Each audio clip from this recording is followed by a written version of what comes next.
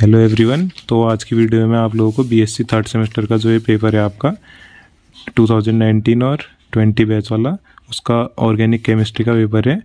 तो उस पर कुछ इंपॉर्टेंट क्वेश्चंस और टॉपिक्स आप लोगों को बताऊंगा। इससे प्रीवियस भी बहुत सारी वीडियोज़ मैंने डाली है ऑर्गेनिक केमिस्ट्री के ऊपर, आप उनको भी देख सकते हैं और नोट कर लीजिएगा, बहुत इंपॉर्टेंट रहने वाली है। और फिनॉल आपका मोर एसिडिक क्यों है एल्कोहल से, ये आपका फर्स्ट क्वेश्चन में आ रखा है। तो इसको आपको बताने को कुमाऊं यूनिवर्सिटी का जनरली पेपर है। तो जिसने केमिकल प्रॉपर्टीज़ पढ़ी होगी फिनॉल की वो बता सकते हैं। फिनॉल इसमें क्या होता है, reaction due to OH bond breaking, OH bond की ब्रेकिंग हो रही है या एसिडिक करेक्टर की वजह से। तो फिनॉल की टेंडेंसी होती है आपकी H पॉजिटिव आयन को रिलीज कर देता है एक्वस मीडियम में, जिसकी वजह से फिनॉल को हम एसिडिक इन नेचर कहते हैं, एसिडिक इन नेचर। और डीप्रोटोनेशन ऑफ फिनॉल, मतलब ये प्रोटॉन को बाहर निकाल दे रहे हैं, उसको हम कैसे दिखाएंगे, एसिड से। वही तो है जो H पॉजिटिव आयन रिलीज कर दे रहे हैं एक्वस मीडियम में, जनरली हम ऐसे करके बताते हैं एसिड्स को। तो डीप्रोटोनेशन फिनॉल का आप देख सकते हैं, इसको रिप्रेजेंट करें तो ये फिनॉल है हमारा, ये OH कंटेनिंग ग्रुप है, बेंजीन रिंग बनी हुई है। इसमें फिनॉक्साइड आयन का फॉर्मेशन हो जाता है, O के पास नेगेटिव चार्ज और H पॉजिटिव आयन रिलीज कर दे रहे हैं। तो इस प्रोसेस के लिए हम क्या बोल सकते हैं कि आप इसको जनरली देखने की कोशिश करिएगा। इसमें क्या हो रहा है आपका K, ये हमारी एसिडिक स्ट्रेंथ के डायरेक्टली प्रोपोर्शनल होती है। तो हम K को अगर निकालें तो फिनॉक्साइड आयन का जो कंसंट्रेशन है और H पॉजिटिव आयन और जो फिनॉल का कंसंट्रेशन है, ये आपका K को जनरली ऐसे करके शो किया जाता है इस प्रोसेस के लिए, इधर पे को। और एसिडिक स्ट्रेंथ क्या आपका ये डायरेक्टली प्रोपोर्शनल है, ये ज़्यादा रहेगी तो ये भी ज़्यादा रहेगा K की वैल्यू, और एसिडिक स्ट्रेंथ कम रहेगी तो ये भी कम रहेगी। तो रिजोनेंस स्ट्रक्चर आप देख सकते हैं कि O पे आपका नेगेटिव चार्ज कभी इधर पे को है, फिर उसके बाद रिजोनेंस हो रहे हैं तो इधर जा रहे हैं, फिर उसके बाद यहाँ पर को आ जा रहे हैं, डबल बॉन्ड ये हैं, और फिर उसके बाद रिजोनेंस आपको पता होगा कैसे होता है। तो इसी रिजोनेंस की वजह से जो स्टेबलाइज्ड नेचर है फिनॉक्साइड आयन का एक्वस मीडियम में, और फिनॉक्साइड आयन और H पॉजिटिव आयन का जो कंसंट्रेशन है आपका सॉल्यूशन में एक्वस मीडियम में, वो ज़्यादा रहता है, जिसकी वजह से हमारी Ka की वैल्यू और एसिडिक स्ट्रेंथ की वैल्यू फिनॉल की इस इक्वेशन की वजह से आप फर्स्ट इक्वेशन में देख सकते हैं और सेकेंड इक्वेशन में। तो Ka की वैल्यू ज़्यादा है और फिनॉक्साइड आयन और H पॉजिटिव आयन की वैल्यू भी ज़्यादा है आपकी। ये आप इस लाइन को पढ़ने की कोशिश करिएगा। Due to resonance stabilised nature of phenoxide ion in aqueous medium, water का मीडियम है, इसमें कंसंट्रेशन ऑफ फिनॉक्साइड आयन और H पॉजिटिव आयन का ये हाई है आपका एक्वस मीडियम में जो सॉल्यूशन है, तो जिसकी वजह से Ka की वैल्यू भी ज़्यादा है आपकी। तो इसको जनरली हम ऐसे करके समझ सकते हैं, जिसकी वजह से फिनॉल मोर एसिडिक रहेगा। और एसिडिक करेक्टर फिनॉल का इससे आप समझ सकते हैं। जबकि जो एल्कोहल है, एल्कोहल में जनरली ऐसा कुछ नहीं होता है, उसमें एल्कोहल आपने देखा होगा ROH ग्रुप, R कोई भी एल्किल ग्रुप। एल्कोहल को अगर मैं दिखाने की कोशिश करूँ तो ये एल्कोहल में आप देख सकते हैं कि कोई भी आपका जैसे ये एल्कोहल है आपके, अब इसमें से H पॉजिटिव आयन अगर रिलीज भी हुआ तो क्या ही होगा, इस पर रिजोनेंस हाइब्रिड स्ट्रक्चर ज़्यादा नहीं बन रहे, जबकि उसमें आपका रिजोनेंस साइक्लिक है। तो जो फिनॉल की चेन है उसमें आप देख सकते हैं, तो इसकी वजह से आपका एल्कोहल से ज़्यादा फिनॉल ज़्यादा आपका एसिडिक इन नेचर होता है। तो इस तरीके से आप समझ सकते हैं इसको। तो इसके अंदर भी आपके डिफरेंट टाइप के केस आते हैं कि जैसे फिनॉल में अगर आपका -I इफेक्टिंग ग्रुप है या -M इफेक्टिंग ग्रुप है NO2 की तरह ऑर्थो और मेटा पोजिशन पे, तो ऑर्डर ऑफ एसिडिक स्ट्रेंथ को अगर मैं दिखाना चाहूँ तो ऑर्थो नाइट्रोफिनॉल, ऑर्थो पोजिशन पे आपका नाइट्रो ये NO2 ग्रुप प्रेजेंट है, तो इसको हम ऑर्थो नाइट्रोफिनॉल बोलेंगे। तो इसका रेजोनेंस हाइब्रिड स्ट्रक्चर आप देख सकते हैं, एक्स्ट्रा स्टेबलाइजिंग नेचर। और मेटा नाइट्रोफिनॉल, मेटा पोजीशन पे आपका ये NO2 ग्रुप प्रेजेंट है इस पे, सॉरी यहाँ पर को मेटा ऑर्थो मेटा पैरा, तो मेटा पे NO2 ग्रुप, ये ऐसे करके आप जनरली सोच कर सकते हैं। फिनॉल था जनरली, NO2 ग्रुप नहीं लगाया था। और तो आप देख सकते हैं रेजोनेंस हाइब्रिड स्ट्रक्चर। और पैरा पोजीशन पे अगर आप देखेंगे तो NO2 ग्रुप, इस तरीके से रेजोनेंस हाइब्रिड स्ट्रक्चर। और अब हम जनरली फिनॉल तो आप सभी को बता ही दिया मैंने, फिनॉल का ये रेजोनेंस हाइब्रिड स्ट्रक्चर इस तरीके से है। तो इंडक्टिव फैक्टर, रेजोनेंस इफेक्ट और इंट्रामोलिकुलर हाइड्रोजन बॉन्डिंग के कंसेप्ट से ये अगर हम देखें तो एसिडिक स्ट्रेंथ क्या हो जाती है, सबसे ज़्यादा पैरा पोजीशन पे NO2 ग्रुप है उसकी रहेगी, फिर उसके बाद ऑर्थो पोजीशन पे, फिर उसके बाद ऑर्थो मेटा पोजीशन पे, फिर उसके बाद फिनॉल की एसिडिक स्ट्रेंथ तो सबसे ज़्यादा आपका पैरा पोजीशन पे रहेगा। और अगर फिनॉल के पास +I और +M इफेक्टिंग ग्रुप है, ये प्लस आई और प्लस एम इफेक्टिंग ग्रुप है ऑर्थो और मेटा पोजिशन, ऑर्थो मेटा और पैरा पोजिशन पे। तो हम इसका जो एसिडिक स्ट्रेंथ है वो कंपेयर कैसे करेंगे। तो देखिए CH3 है आपका, ये CH3 ग्रुप यहाँ पर को प्रेजेंट है ऑर्थो पे, ये केस सेकंड है, इसको समझने की कोशिश करेगा। तो इसमें भी रेजोनेंस हाइब्रिडिंग, ये resonance hybrid structure unstabilising resonating structure है। तो ये जनरली आप इसको देख सकते हैं, बॉन्ड ब्रेकिंग हो रही है तो H पॉजिटिव रिलीज हो रहे हैं और यहाँ पर को नेगेटिव चार्ज फिर अंदर को जा रहे हैं, जबकि अनस्टेबलाइजिंग रेजोनेटिंग स्ट्रक्चर हो रहे हैं। तो जनरली इसको हम ऐसे करके दिखाते हैं।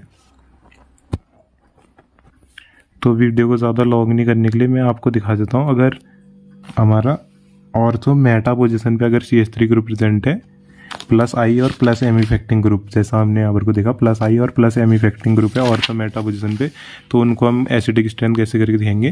फिर पैरा पोजिशन पे अनस्टेबलाइजिंग रेजोनेटिंग स्ट्रक्चर, और ये तो फिनॉल का आपको पता ही है। तो इसकी वजह से आपका ये hyper conjugation, inductive effect, resonance, इसकी वजह से आपका एसिडिक स्ट्रेंथ का अगर हम ऑर्डर दिखाना चाहें तो OH सबसे पहले फिनॉल का रहेगा, फिर उसके बाद मेटा पोजिशन पे, फिर पैरा पोजिशन पे, फिर ये ऑर्थो पोजिशन पे। और फिर इसमें हम जो हमारा फिनॉल है, अगर इस पर प्लस एम और माइनस आई इफेक्टिंग ग्रुप प्रेजेंट है, जैसे halogen, fluorine, chlorine, bromine, iodine, तो जैसे जैसे आपकी माइनस आई पावर आपकी बढ़ रही है, ये इसमें हेलोजन की माइनस आई पावर बढ़ रही है प्रेजेंट इन फिनॉल, तो increasing stability of corresponding phenoxide ion, जो फिनॉक्साइड आयन है उसकी स्टेबिलिटी बढ़ रही है और एसिडिक स्ट्रेंथ भी बढ़ रही है हमारी एलोफिनॉल्स की। तो हम ये increasing order of acidic strength ऐसे करके दिखा सकते हैं। But the order for ortho halophenol due to intermolecular hydrogen bonding जो हो रही है उसमें, उसकी वजह से हम इसको minus I effect as well as minus I effect acidic strength का अगर ऑर्डर दिखाएं तो सबसे पहले ये क्लोरो जो आपका हेलोजन प्रेजेंट है, फिर ब्रोमो, फिर आयोडो, फिर फ्लोरीन, और इसका लगभग बराबर ही रहता है। लेकिन अगर हेलोजन हमारा सिचुएटेड रहेगा ऑर्थो मेटा और पैरा पोजिशन पे, तो उसको आप देख सकते हैं। जिनको ये टॉपिक पढ़ने हैं उनके लिए इंपॉर्टेंट है एसिडिक स्ट्रेंथ वाले। तो ऑर्थो हेलोफिनॉल, फिर मेटा हेलोफिनॉल, ऑर्थो की सबसे ज़्यादा, फिर मेटा की, फिर पैरा की, तो इसको माइनस आई इफेक्ट से हम समझ सकते हैं। और अगर फॉर एक्स अगर हमारा ये जो हेलोजन है ClBrI और या फ्लोरीन रहेगा, तो हम ऐसे बोल सकते हैं कि मेटा फ्लोरोफिनॉल, पैरा फ्लोरोफिनॉल और ऑर्थो फ्लोरोफिनॉल। तो इसमें ये फ्लोरीन ग्रुप जो प्रेजेंट है, इसकी वजह से हम इसको दिखा सकते हैं सबसे ज़्यादा मेटा पोजीशन पे, फिर पैरा, फिर ऑर्थो। ये जनरली आपको एक बेसिक आइडिया मैं बता रहा था। तो जैसा कि आप देख सकते हैं कि इस पे IUPAC नेमिंग तो आप कर लेंगे, पहले भी मैंने बताया। क्लेजन कंडेंसेशन मैंने बता रखी है, देख लीजिएगा। और ग्लाइसरॉल को प्रिपेयर कैसे करते हैं प्रोपिन से, तो ग्लाइसरॉल को हमको प्रिपेयर करने प्रोपिन से पहले बताया था मैं। तो हमको ग्लाइसरॉल बनाने जनरली तो CH2 single bond CH, single bond CH2, तो इसमें 3 OH ग्रुप प्रेजेंट है, प्रोपिन से बनाने। तो प्रोपिन को जब हम रिएक्ट करते हैं क्लोरीन के साथ Cl2 500 degree Celsius temperature aqueous NaOH, तो हमको मिलता है एलाइलिक एल्कोहल, जिसको जब हम रिएक्ट करते हैं HOCl के साथ तो H2O और NaOH के साथ, तो फिर हमको मिल जाता है ग्लाइसरॉल। तो जनरली आप देख सकते हैं प्रोपिन है, इसको जब हम क्लोरीन से ट्रीट कर रहे हैं 500 डिग्री सेल्सियस टेम्परेचर में, तो क्लोरीन यहाँ पर को जुड़ जा रहे हैं और HCl एक बाहर होगा। फिर NaOH के साथ जब ट्रीट कर रहे हैं तो उस क्लोरीन की जगह OH ले रहे हैं। फिर HOCl की प्रेजेंस में जब हम इसको रिएक्ट कर रहे हैं इस वाले को, तो हमको यहाँ पर को क्लोरीन ग्रुप इधर जुड़ा है और OH ग्रुप इस वाले पे जुड़ा है, डबल बॉन्ड टूट के सिंगल बॉन्ड हो जा रहे हैं। फिर अगर HCl को बाहर कर रहे हैं इसमें से, इस वाले में से HCl को बाहर कर रहे हैं, तो ये जो H इधर से निकल के Cl इधर से निकल के HCl को बाहर कर रहे हैं, तो ये जो ऑक्सीजन है इसके साथ ये एक साइक्लिक टाइप का स्ट्रक्चर आप बोल सकते हैं, इंटरमीडिएट फॉर्म कर दे रहे हैं, CH2O CH2 इस तरीके से, और OH ग्रुप इस वाले पे प्रेजेंट ही है। फिर उसके बाद हम ग्लाइसरॉल, इसको जब H2O और NaOH के साथ ट्रीट कर रहे हैं, तो यहाँ पर हमको ग्लाइसरॉल मिल जा रहा है। इस वाले पे आपका H जुड़ जाएगा और इस वाले पे OH जुड़ जाएगा, तो इस तरीके से हमको ग्लाइसरॉल मिल जा रहा है। एल्केन से कैसे मिल सकते हैं हमको, एल्किल हैलाइड की अगर फॉर्मेशन करने की बात है तो एल्किल हैलाइड आपको पता है सब एल्किल हैलाइड है। तो जब हम एल्केन को क्लोरीन के साथ ट्रीट करते रहते हैं तो HNO की प्रेजेंस में या हाई टेम्परेचर की प्रेजेंस में, तो फ्री रेडिकल मैकेनिज्म की वजह से हमको जो प्रोडक्ट मिल जाते हैं उसको हम एल्किल हैलाइड बोलते हैं। ये जब तक हाइड्रोजन इसमें से रिमूव होकर क्लोरीन उसकी जगह नहीं ले देते हैं, तो ये आपका मेथड ऑफ फॉर्मेशन है एल्केन से। लेकिन अगर हमारा एल्केन कंटेन करते हैं डिफरेंट टाइप के more than one type of hydrogen atom, तो जो हमारी हेलोजिनेशन होती है वो रिएक्टिविटी और सेलेक्टिविटी प्रिंसिपल से आपका जनरली टेक प्लेस करती है।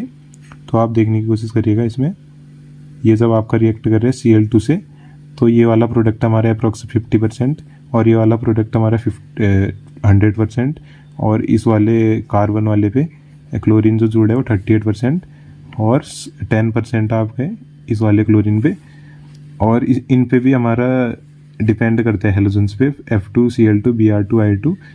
तो जैसे जैसे इंक्रीज कर रही है इधर को रिएक्टिविटी ऑफ हेलोजन से, तो हमारी डिक्रीज सेलेक्टिविटी रह रही है फ्री रेडिकल हेलोजिनेशन के लिए। मतलब रिएक्टिविटी हेलोजन्स की बढ़ रही है तो सेलेक्टिविटी कम होती रह रही है हमारी फ्री रेडिकल हेलोजिनेशन की। तो सेलेक्टिविटी जनरली आपकी है इस तरीके से आप देख सकते हैं, ये वाला प्रोडक्ट 100, ये 38%, 10%, 50%। और एल्कीन से कैसे बन रहे हैं, ये एल्कीन अगर रिएक्ट करते हैं हमारा हेलोजन्स के साथ, सॉरी HCl के साथ, ये HX, इस पे क्लोरीन ग्रुप भी प्रेजेंट है ना, तो HX करके लिखे इसको, हेलोजन्स भी प्रेजेंट है इस पे H के साथ। By the electrophilic addition mechanism, electrophilic addition mechanism की प्रोसेस से इस पे क्या हो रहा है, फॉर्मेशन ऑफ एल्किल हैलाइड, तो एल्किल हैलाइड का फॉर्मेशन हो जा रहा है। लेकिन अगर अनसिमेट्रिक एल्कीन पे अगर रिएक्ट करें, अनसिमेट्रिक है, डबल बॉन्ड इस तरफ प्रेजेंट है जबकि ये सिमेट्रिक था, तो इस पे अगर हम हेलोजन्स की ये सॉरी HBr के साथ इसको ट्रीट कर रहे हैं, तो मार्कोनिकॉफ एडिशन रूल से हमको ये प्रोडक्ट मिल जाते हैं। तो ये एल्कीन से फॉर्मेशन हो जा रही है। और मैंने पहले भी बहुत बार बता रही है, आप उनको देखिएगा वीडियो को, फिंकलस्टीन नेम रिएक्शन आ जाती है कभी कभी, तो सिलेबस में दिया तो आ सकती है। जब एल्किल फ्लोराइड या एल्किल ब्रोमाइड रिएक्ट करते हैं, हमारा एल्किल क्लोराइड भी हो सकता है NaI के साथ एसीटोन की प्रेजेंस में, तो वहाँ हमारा एल्किल आयोडाइड का फॉर्मेशन होता है एक्सचेंज प्रोसेस, ये हेलोजन एक्सचेंज प्रोसेस से, जिसको हम बोलते हैं फिंकलस्टीन रिएक्शन। तो एल्किल क्लोराइड जब हमारा रिएक्ट कर रहे हैं NaI के साथ, ये सोडियम आयोडाइड एसीटोन की प्रेजेंस में, तो हमको एल्किल आयोडाइड मिल जा रही है, alkyl iodide halogen exchange process हो जा रही है, और NaCl मिल जा रही है NaCl के साथ। तो ये तो जनरली सिंपल है। और स्वार्ट्स रिएक्शन में क्या होता है, जब एल्किल क्लोराइड और ब्रोमाइड जब हमारा रिएक्ट करते हैं मेटल फ्लोराइड के साथ, जैसे सिल्वर फ्लोराइड या Hg2 मर्क्यूरी, ये फ्लोरीन इसके साथ जुड़ा हुआ है, और कोबाल्ट के साथ COF3 के साथ, तो एल्किल फ्लोराइड फॉर्म हो जा रहे हैं हेलोजन एक्सचेंज प्रोसेस से। इस पे भी वही हो रहा है, लेकिन इस पे हमारा सिल्वर या AgF ये मेटल फ्लोराइड से रिएक्ट कर रहे हैं, जबकि यहाँ हमारा एल्किल क्लोराइड या एल्किल ब्रोमाइड से रिएक्ट कर रहे हैं। तो यही आपका बेसिकली फिंकलस्टीन और स्वार्ट्स रिएक्शन में ये डिफरेंस है सॉरी। और हुंसडीकर रिएक्शन, जब आपका एलिफेटिक या एरोमेटिक मोनोकार्बोक्सिलिक एसिड जब Br2 के साथ रिएक्शन हो रही है, इनकी प्रेजेंस है CCl4 की कार्बन टेट्राक्लोराइड, तो वहाँ पर को हमको क्या मिल रहा है, एल्किल ब्रोमाइड फॉर्म हो रहा है, एल्किल ब्रोमाइड, और CO2 बाहर हो जा रहा है, और AgBr। तो जनरली इस पर मैकेनिज्म तो पूछ ही नहीं गई है, तो इस तरीके का ये रहने वाला है। प्रीवियस वीडियोस देख लेना ऑर्गेनिक केमिस्ट्री की, वो मोस्ट इंपोर्टेंट है। तो कपलिंग रिएक्शन में क्या आता है हमारा, जब एल्किल हैलाइड को हम Na के सोडियम के साथ ट्रीट करके, ये दो हम लोग ले रहे हैं इसके एल्किल हैलाइड के, तो ड्राई ईथर की प्रेजेंस में हमको एल्केन मिल जा रहा है, और सोडियम के साथ आपका हेलोजन जुड़ जा रहा है। तो एग्जांपल से देखने की कोशिश करिएगा, इस पे CH3 ये 2 कार्बन चेन वाला आपका एल्किल हैलाइड ले रखे Na के सोडियम के साथ ट्रीट कर रहे हैं, तो ये आपका वुड्स कपलिंग रिएक्शन, कपलिंग हो जा रही है, और 2NaCl इस पर बाहर हो जा रहा है, N-ब्यूटेन मिल जा रहा है ड्राई ईथर की प्रेजेंस में। फ्रैंकलैंड में क्या होता है आपका, ये जिंक लेते हैं सोडियम की जगह, वही है। तो एल्किल हैलाइड जब रिएक्ट कर रहे हैं जिंक के साथ C2H5OH, तो हमको एल्केन मिल जा रहा है एल्कोहल की प्रेजेंस में। और वुड्स फिटिक में क्या होता है, ये 2NaCl तो बाहर हो जाएगा, ये क्लोरोबेंजीन ले रखे CH3Cl, ये एल्किल हैलाइड के साथ जब रिएक्ट कर रहे हैं तो टॉल्विन हमको मिल जाता है। बेंजीन रिंग पे CH3 ग्रुप प्रेजेंट है, तो टॉल्विन बोलेंगे इसको। तो इस पेपर में एक और क्वेश्चन है आपका, एलिफेटिक एल्डिहाइड मोर रिएक्टिव है आपका एरोमेटिक एल्डिहाइड से न्यूक्लियोफिलिक एडिशन रिएक्शन के लिए, तो इसको एक्सप्लेन करना है। इसको मैं नेक्स्ट वीडियो में या जब भी टाइम मिलेगा इस पर कवर करूँगा मैं। और डिहाइड्रेशन ऑफ एल्कोहल, टेम्परेचर है आपका 140 डिग्री सेल्सियस, इनको मैकेनिज्म के साथ बताने हैं, कोई भी 3 करने हैं इसमें से। क्लीमेंसन रिडक्शन वुल्फ किस्नर बता रखी है, क्लीमेंसन भी शायद बताई है, विलियमसन सिंथेसिस बता रखी है, और विक्टर मेयर टेस्ट कल की वीडियो में बता रखे हैं, एल्कोहल्स को डिफ्रेंशिएट करने का होता है। तो ये होगी इस वाले पेपर की बात, ऑर्गेनिक केमिस्ट्री की। बाकी इसमें से मैंने बता ही रखी है। विक्टर मेयर बताया है। एसिटल ये भी नहीं है आपके सिलेबस में, ये भी नहीं है। ये है कीटो इनॉल टॉटोमेरिज इन फिनॉल, इसको देखना। विक्टर मेयर टेस्ट हो गया। और नेम रिएक्शन ये बता ही रखी है मैंने प्रीवियस वीडियोस पे, उनको कवर कर लीजिएगा। और मिलते हैं आप नेक्स्ट वीडियो में।